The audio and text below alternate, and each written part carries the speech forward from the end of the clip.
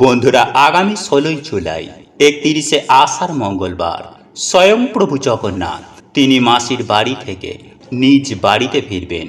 তাই শাস্ত্রমতে এই দিন অত্যন্ত পবিত্র একটি দিন, কারণ এই দিন থেকেই যিনি জগতের নাথ স্বয়ং প্রভু জগন্নাথ তিনি নিজ গর্ভগৃহ থেকে এই জগৎবাসীকে আরও একটি বছর দর্শন দেবেন এবং আশীর্বাদ প্রদান করবেন। তাই এই দিনে আমাদের করা সামান্য কিছু কার্যে আমরাও প্রভু জগন্নাথ দেবের আশীর্বাদ লাভ করতে পারি, যাতে আমাদের জীবনে সুখ, শান্তি, সমৃদ্ধি সমস্ত কিছুই বজায় থাকে। এক কথায় বলতে গেলে যাতে আমরা রাজার হালে কাটাতে পারি।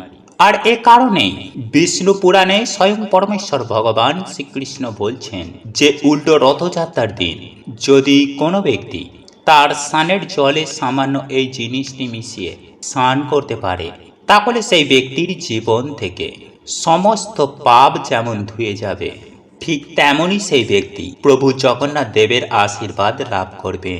শুধু তাই নয় বন্ধুরা, এই দিনে যদি কোনো ব্যক্তি এই ফুল ভগবানের চরণে নিবেদন করতে পারে, সেই ব্যক্তির জীবনে টাকা পয়সার বৃষ্টি হবে।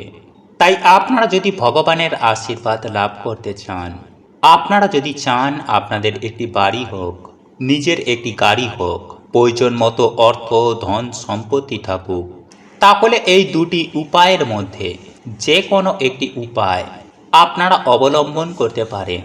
তবে আমি পার্সোনালি আপনাদেরকে বিনম্রভাবে অনুরোধ করব যে আপনারা এই দিনে যাই করুন না কেন, সামান্য এই জিনিসটি আপনাদের স্নানের জলে মিশিয়ে স্নান অবশ্যই করবেন। কারণ স্বয়ং প্রভু জগন্নাথ দেব বলেছেন, যদি কোনো ব্যক্তি পাপে নিমজ্জিত থাকে সেই ব্যক্তিকে কখনোই আশীর্বাদ প্রদান করেন না।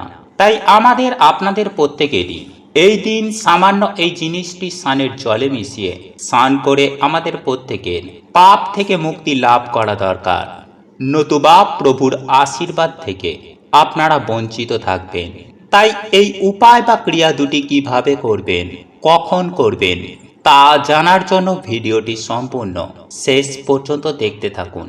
আর ভিডিওটিতে একটি লাইক করে বন্ধু, বান্ধবী, আত্মীয় পরিজনের সাথে শেয়ার অবশ্যই করবেন।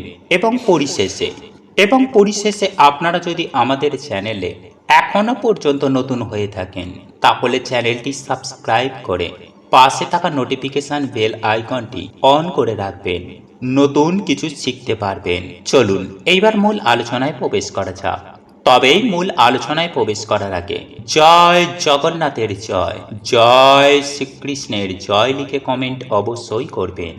বন্ধুরা, আমি সবার প্রথমে আপনাদেরকে জানিয়ে রাখি যে আপনারা যারা অক্লান্ত কঠোর পরিশ্রম করছেন কিন্তু তার সত্ত্বেও সফলতা পাচ্ছেন না, জীবনে বারংবার ব্যর্থতা আসছে, কোনো কাজই আপনার জীবনে সফলতা এনে দিচ্ছে না, বন্ধুরা এই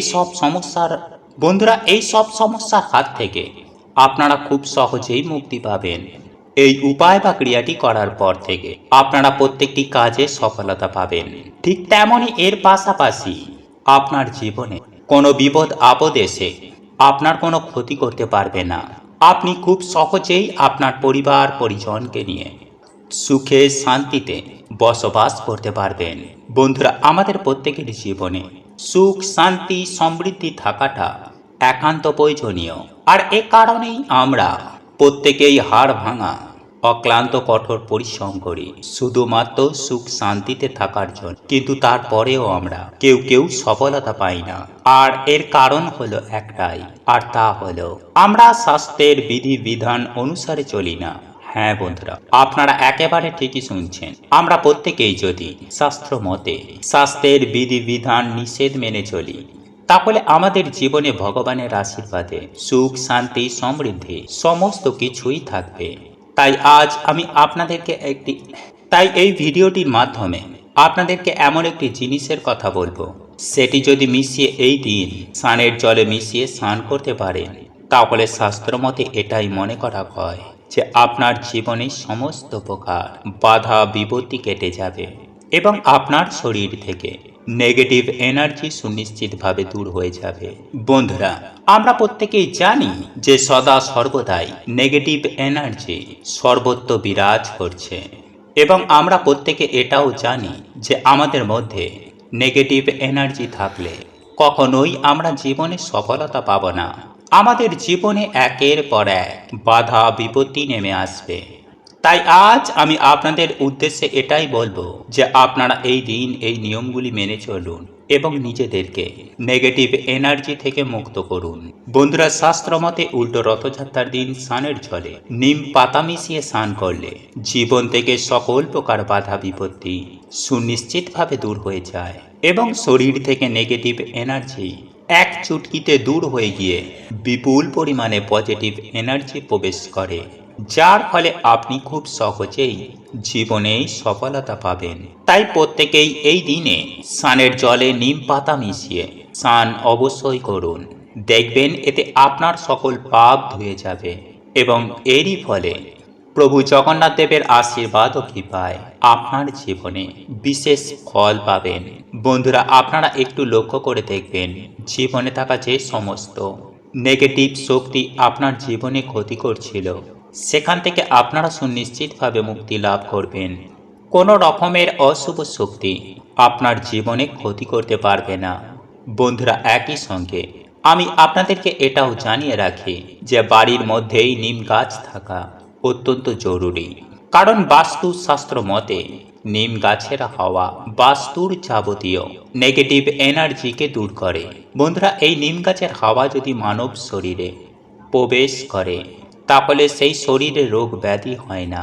বন্ধুরা, আপনারা যদি নিম পাতাকে বেটে বেসনের সাথে মিশিয়ে এই উপায় বা ক্রিয়াটি করতে পারেন তাহলে আপনারা সুনিশ্চিতভাবে বিপুল পরিমাণে সুফল পাবেন। বন্ধুরা, আপনাদেরকে যেটি করতে হবে তা হলো এই নিম পাতাকে বেটে বেসনের সাথে মিশিয়ে ছোট্ট ছোট্ট করে বড়ি তৈরি করতে হবে এবং সেটিকে রোদে শুকিয়ে নিন এবং প্রতিদিন সকালে একটি করে যদি এই বড়ি খেতে পারেন তাহলে এর ফলে আপনার শরীরে সকল প্রকার রোগ ব্যাধি থেকে মুক্তি পাবেন। বন্ধুরা, এছাড়াও আপনারা যদি স্নানের সময় নিম পাতাকে বেটে 5-7 মিনিট পরে আপনারা যদি স্নান করেন তাহলে এর ফলেও আপনারা সুনিশ্চিতভাবে বিশেষ সুফল পাবেন। তাই আমি আশা রাখব আপনারা এই কাজটি অবশ্যই করবেন। বন্ধুরা, এছাড়াও শাস্ত্রমতে এটাও উল্লেখ করা হয়েছে যে আপনি যদি প্রত্যেক সোমবার স্নানের জলে কিছুটা পরিমাণের টক দই মিশিয়ে সেই জল দিয়ে স্নান করতে পারেন তাহলেও অত্যন্ত শুভ ফল পাওয়া যায়।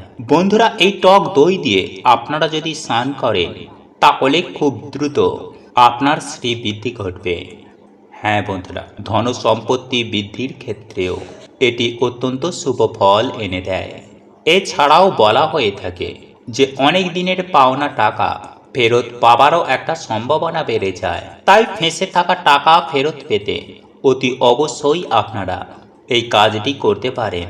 বন্ধুরা, এছাড়াও স্নানের জলে কালো তিল মিশিয়ে স্নান করুন। এটি করলে দুঃখ কষ্ট দারিদ্রতা অভাব অনটন সুনিশ্চিতভাবে কমে যাবে এবং আর্থিক উন্নতি হবে অবধারিত। বন্ধুরা, এছাড়াও যাদের শনির 7.5 চলছে বা যাদের জন্ম ছকে শনি গ্রহের অবস্থান অত্যন্ত খারাপ রয়েছে তারাও এই কাজটি করতে পারেন, অর্থাৎ স্নানের জলে কিছুটা কালো তিল মিশিয়ে স্নান করুন। এর ফলে আপনি আপনার জীবনে অনেক প্রকার উপকার পাবেন। বন্ধুরা, এছাড়াও এই দিনে আপনার স্নানের জলে কিছুটা দূর্বা এবং অল্প করে গুঁড়ো হলুদ মিশিয়ে আপনারা যদি স্নান করতে পারেন তাহলে সেটা অত্যন্ত শুভ বলে মনে করা হয়। এর ফলে আপনি রাতারাতি কোটিপতি হয়ে যাবেন। হ্যাঁ বন্ধুরা, যেমন করেই হোক না কেন আপনার হাতে প্রচুর পরিমাণে অর্থ আসবে। এক কথায় বলতে গেলে আপনারা অখণ্ড সৌভাগ্যের অধিকারী হবেন। তাই বন্ধুরা, আপনারা সৌভাগ্য বৃদ্ধির পাশাপাশি আপনারা নানান প্রকার শুভ ফল পাবেন এবং আপনাদের প্রত্যেকটা কাজে মিলবে সফলতা আর সফলতা। জীবনে কখনো অসফলতা আসবে না।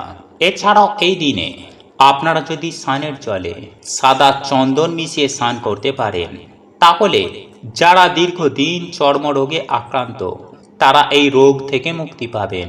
বন্ধুরা, আমি আশা করব আমি এই ভিডিওটির মাধ্যমে যে সকল জিনিসগুলির কথা বললাম তার মধ্য থেকে একটি হলেও আপনারা আপনাদের স্নানের জলে মিশিয়ে এই দিন স্নান অবশ্যই করবেন। যাই হোক বন্ধুরা, এইবার আমি আপনাদেরকে জানিয়ে রাখি যে এই পবিত্র উল্টো রথযাত্রার দিন আপনারা যদি কদম ফুল কোথাও দেখতে পান তাহলে তা তৎক্ষণাৎ নিয়ে নিন এবং এই দিন সন্ধ্যাবেলায় বাড়িতে সন্ধ্যা আরতি করার পর আপনার বাড়ির মধ্যে অর্থাৎ আপনার ঠাকুর ঘরে যদি প্রভু জগন্নাথ দেবের কোনো মূর্তি বা ছবি থেকে থাকে তাহলে সেখানে এই উপায় বা ক্রিয়াটি করবেন। আর যদি প্রভু জগন্নাথ দেবের কোনো মূর্তি বা কোনো চিত্র যদি না থেকে থাকে তাহলে স্বয়ং পরমেশ্বর ভগবান শ্রীকৃষ্ণের চরণে এই ফুল নিবেদন করবেন। আমরা সকলেই খুশি থাকার জন্য কঠোর পরিশ্রম করি, কিন্তু অনেক সময় দেখা যায় বন্ধুরা যে আমরা যতটা পরিশ্রম করি তার আমরা ফল পাই না। কিন্তু আপনি যদি এই দিনে এই কদম ফুল ভগবানের চরণে নিবেদন করতে পারেন তাহলে আপনাদের জীবনে থাকা সমস্ত প্রকারের বাধা বিপত্তি দারিদ্রতার নাশ হয়ে যাবে এবং ভগবানের আশীর্বাদে আপনাদের জীবনে সারা বছর টাকা পয়সার বৃষ্টি হবে। হ্যাঁ বন্ধুরা, আপনারা একেবারে ঠিকই শুনছেন। তাই এই ফুল আপনারা কোথাও দেখতে পেলে তৎক্ষণাৎ ছিঁড়ে নিন এবং এই দিন সন্ধ্যার পর ভগবানের পুজো আরাধনা করে এবং এই দিন সন্ধ্যার পর শুদ্ধ বস্ত্র পরিধান করে সন্ধ্যা আরতি করার পর ভগবানের কাছে পুজো আরাধনা করুন এবং এই ফুল হাতের মধ্যে রেখে আপনারা আপনাদের মনস্কামনা মনোবাসনা জানাবেন এবং মনোবাসনা জানানোর পর এই মন্ত্রটি 3 বার জপ করবেন। মন্ত্রটি হল নীলাচল নিবাসায় নিত্যায় পরমাত্মানে বলভদ্র সুভদ্রাম শ্রী জগন্নাথায় নমো নমো। বন্ধুরা, যে ব্যক্তি এই ফুল হাতে নিয়ে এই মন্ত্র পাঠ করে সেই ব্যক্তি সর্ব পাপ থেকে মুক্তি লাভ করে বিষ্ণু লোকে গমন করে এবং ভগবানের আশীর্বাদও কি পায়। সেই ব্যক্তির জীবনে সুখ শান্তি সমৃদ্ধি সমস্ত কিছুই বজায় থাকে। শুধু তাই নয় বন্ধুরা, স্বয়ং পরমেশ্বর ভগবান শ্রীকৃষ্ণ এও বলেন যে এই পূর্ণ পবিত্র দিনে যদি কোনো ভক্ত ঈশ্বরের কাছে এইভাবে কিছু চায় তাহলে প্রভুর আশীর্বাদও কি পায়, এই রাতেই তা পূর্ণ হয়ে যায়। হ্যাঁ বন্ধুরা, আপনারা একেবারে ঠিকই শুনছেন, কারণ ভগবান শ্রীকৃষ্ণের মতে প্রার্থনা এমন একটি জিনিস যার মাধ্যমে আমরা নিজের মনের কথা ভগবানকে বলি। পশু পাখি মানুষ ভূতপ্রেত দেবতা সবাই ঈশ্বরের কাছে প্রার্থনা করে, কিন্তু বন্ধুরা হিন্দু শাস্ত্র অনুসার সমস্ত জীবের মধ্যে মানুষকে সর্বশ্রেষ্ঠ বলা, এমনকি দেবতাদের থেকেও। কারণ বন্ধুরা দেবতা শুধু হচ্ছে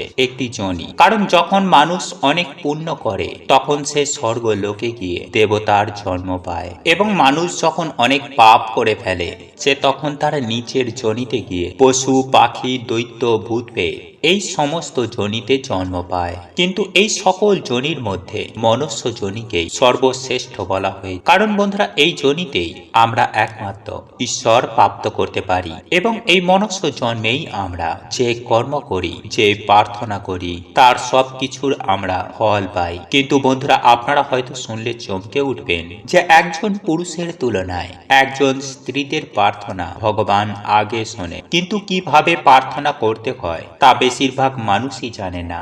তাই বন্ধুরা আজ আমি আমার এই ভিডিওটির মাধ্যমে এই সকল বিষয় খুব সুন্দরভাবে আপনাদেরকে জানিয়ে দেব। তাই অবশ্যই বন্ধুরা আপনারা কিন্তু ভিডিওটি পুরো দেখতে ভুলবেন না এবং ভিডিওটিতে বন্ধুরা একটি লাইক করে কমেন্টে জয় শ্রীকৃষ্ণ রাধে রাধে লিখতে কখনোই ভুলবেন না। এবং আপনারা যদি এখনো পর্যন্ত আমাদের চ্যানেলে নতুন তাহলে চ্যানেলটি সাবস্ক্রাইব করে পাশে থাকা নোটিফিকেশন বেল আইকনটি অন করে রাখবেন, তাহলে নতুন কিছু জানতে পারবেন, নতুন কিছু শিখতে পারবেন। বন্ধুরা আমাদের বেশিরভাগ মানুষের মনে একটি প্রশ্ন ওঠে যে আমরা যা প্রার্থনা করি তা কি ভগবান শোনেন? আসলে বন্ধুরা এর উত্তর হচ্ছে হ্যাঁ, আমরা ভগবানের কাছে যা প্রার্থনা করি তিনি অবশ্যই শোনেন। তাই পরমেশ্বর ভগবান শ্রীকৃষ্ণ এই বিষয়ে বলছে যে এমন কিছু মানুষের প্রার্থনা আমি আগে শুনি। তাই কারা সেই মানুষ চলুন এইবার আমরা জেনে নিই। নাম্বার 1, স্ত্রী। বন্ধুরা পুরুষদের তুলনায় স্ত্রীদের অনেক রকম সমস্যা ভোগ করতে হয়। যেমন স্ত্রীদের রজস্বলা হতে হয়, সেই সময় স্ত্রীরা অনেক পীড়া অনেক কষ্ট ভোগ করে। তারা সেই সময় পুজো অর্চনাও ঠিক মতো করতে পারে না। বর্তমানে সমাজ অনেক আধুনিক হয়েছে, কিন্তু প্রাচীনকালে নারীদের এই সময় অনেক অনেক কষ্ট ভোগ করতে হতো। তাদের এই সময় সমাজ থেকে আলাদা করে দেওয়া হতো, এমনকি তারা একসাথে বসে পরিবারের সাথে খাবারও খেতে পারত না। আর এর জন্যই ভগবান বলছেন, জপ তপ পুরুষদের বহুবার করতে হলেও স্ত্রীদের মাত্র একবার ডাকেতেই আমি সন্তুষ্ট হয়ে যাই। এছাড়াও বন্ধুরা, স্ত্রীরা যখন মা হন তখন অত্যন্ত কষ্ট ভোগ করে 10 মাস 10 দিন গর্ভে ধারণ করে সন্তানকে যখন জন্ম দেন, তখন সেই কষ্ট বন্ধুরা তা সাধনায় পরিণত হয়। বছর বছর তপস্যার ফল স্ত্রীরা তখন প্রাপ্ত করে। তাই এর জন্যই বন্ধুরা বলা হয় যে মা বাবার আশীর্বাদ এবং অভিশাপ খুব সহজেই লেগে যায়। তাই বলা হয়, মা বাবাকে কখনো কোনোদিনও কষ্ট দিয়ে কোনো সন্তান জীবনে সফলতা প্রাপ্ত করতে পারেনি। তাই যে বাড়িতে স্ত্রীরা সুখে নেই, তাদের ওপরে অত্যাচার হয়, স্ত্রীদের অপমান করা হয়, সেই বাড়িতে কখনোই কোনো দেবদেবীর কৃপা হয় না, তাদের ওপর ঈশ্বরের আশীর্বাদ থাকে না। নাম্বার 2, যারা অন্যের জন্য বাঁচে। বন্ধুরা, নিজের জন্য তো পশু পাখিরাও বাঁচে, কিন্তু যারা অন্যের খুশির জন্য বাঁচে, যারা নিজের সমস্ত খুশি ত্যাগ করে দেয় অন্যের খুশির জন্য, তারাই হচ্ছে বন্ধুরা আসল মানুষ, আসল সাধক। তাই পরমেশ্বর ভগবান শ্রীকৃষ্ণ বলছেন যে এমন মানুষদের প্রার্থনা আমি সবার আগে পূর্ণ করে দিই। আর এমন মানুষ যে কেউ হতে পারে, সেটা আমাদের মা বাবা, আমাদের ভাই বোন, স্বামী স্ত্রী, দাদু ঠাকুমা বা কোনো সমাজের সেবক। তাই বন্ধুরা, এমন মানুষেরা যদি একটি সংকল্প নিয়ে বাড়িতেই ভগবানের কাছে দাঁড়িয়ে কিংবা তুলসী গাছের কিংবা বাড়ির তুলসী মঞ্চে তুলসী মাতা মহারানীর কাছে দাঁড়িয়ে তুলসী গাছে জল অর্পণ করার পর তারা যদি মনোবাসনা বলে, তাহলে স্বয়ং ভগবান তাদের প্রার্থনা পূর্ণ করে দেন। জয় শ্রীকৃষ্ণ। রাধে রাধে। প্রভু আপনাদের সকলের মঙ্গল করুক। আপনারা সকলেই সুস্থ থাকবেন, ভালো থাকবেন। নমস্কার, ধন্যবাদ।